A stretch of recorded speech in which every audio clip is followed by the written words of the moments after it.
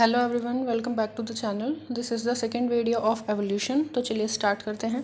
First question is from Hardy Weinberg principle. A gene locus has two alleles capital A and small a. If the frequency of dominant allele is 0.4, then what will be the frequency of homozygous dominant, heterozygous and homozygous recessive individual in the population?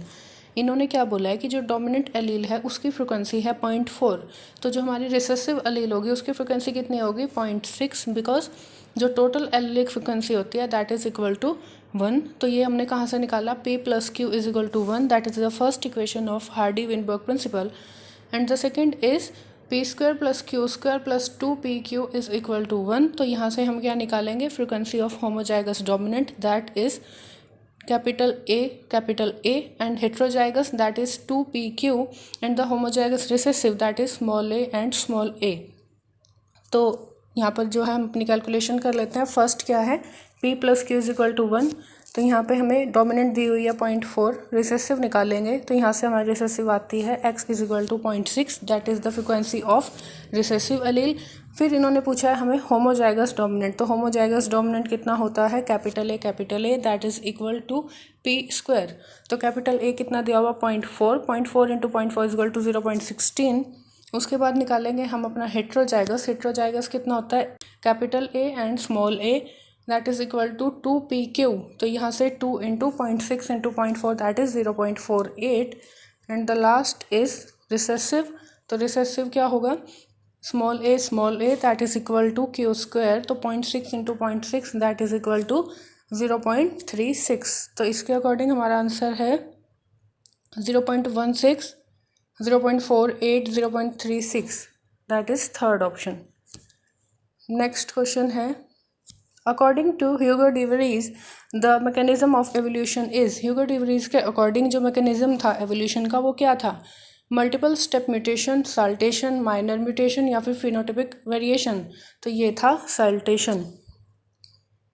Next question, among the following set of example for divergent evolution select the incorrect option. Incorrect बताना। For limb of man, bat and cheetah, ये ठीक है। Heart of bat, man and cheetah, ठीक है। Eye of octopus, bat and man, ये analogous का example हो गया बिकॉज डिफरेंट ओरिजिन होता है। And the last is brain of bat, man and cheetah. तो नेक्स्ट पे चलेंगे। The similarity of bone structure in the forelimb of many vertebrates is an example of homology, analogy, adaptive radiation या फिर convergent evolution. तो ये किसका example है, homology का।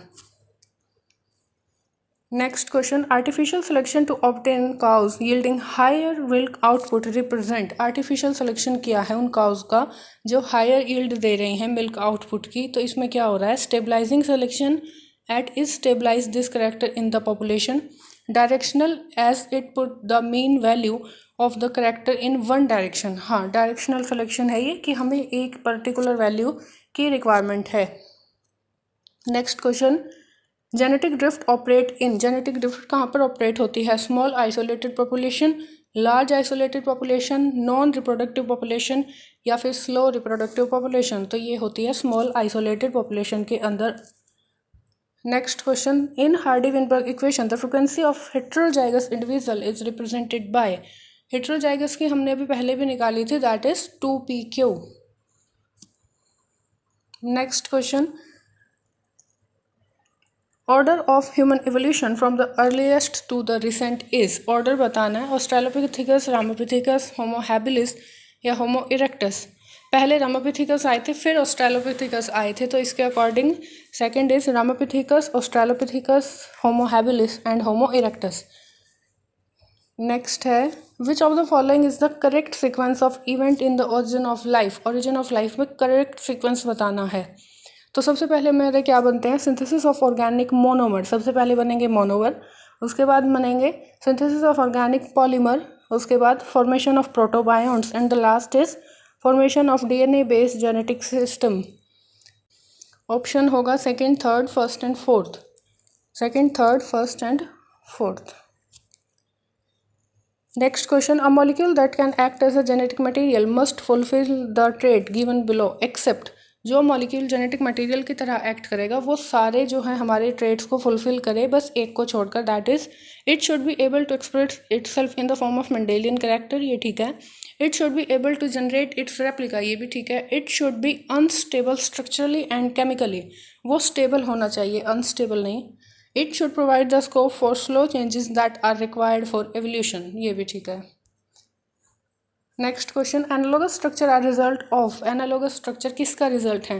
स्टेबलाइजिंग सिलेक्शन का, डाइवर्जेंट एवोल्यूशन का, कन्वर्जेंट एवोल्यूशन का, या फिर शेयर्ड एंसेस्ट्री का। तो ये एग्जांपल है कन्वर्जेंट एवोल्यूशन का। Next, which of the following two statement regarding the origin of life, दो स्टेटमेंट दे रखी हैं। The earliest organism that appear on the earth were non green and presumably anaerobes, ठीक है। The first autotrophic organism were the chemo autotrophs that never release oxygen, ये भी ठीक है। पहले जो ऑर्गेनिज्म थे वो कीमो ऑटोट्रॉफ थे और वो रिलीज नहीं करते थे oxygen. Both statements are correct, option D is correct. Next, the wing of bird and wing of an insect are, bird के विंग और इंसेक्ट के विंग। बर्ड जो है हमारे कॉर्डेट्स होते हैं, इंसेक्ट आर्थ्रोपोडा फाइलम का है, तो यहाँ पर हमारा क्या होगा, एनालॉगस स्ट्रक्चर है ये, और एनालॉग शो करती है हमें कन्वर्जेंट एवोल्यूशन, तो analogous structure and represent convergent evolution. Next question, industrial melanism is an example of, industrial melanism किसका एग्जाम्पल है? Neo Lamarckism, neo Darwinism, natural selection या फिर म्यूटेशन। तो ये एग्जाम्पल है नेचुरल सिलेक्शन का। Next question, which of the following had the smallest brain capacity, brain capacity homo habilis की कितनी होती है? 600 to 800 cc, होमो इरेक्टस की होती है 900 cc, होमो सेपियन की होती है 1350 cc, होमो निएंडरथैलिस की होती है 1400 cc। तो सबसे कम किसकी हुई? होमो हैबिलिस की।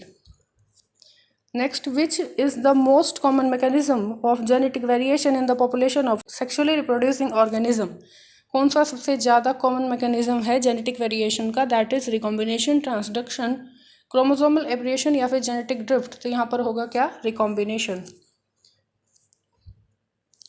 Next is, a population will not exist in Hardy Weinberg equilibrium if, एक पॉपुलेशन हार्डी-विनबर्ग इक्विलिब्रियम में नहीं रहेगी अगर the population is large, individual mate selectively, there are no mutation, there is no migration.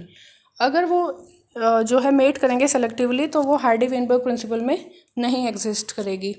Next, forelimb of cat, lizard using in walking, forelimb of whale used in swimming, and forelimb of bat are used in flying are the example of, same structure है, different function है, तो ये किसका example हो गया? Homology का।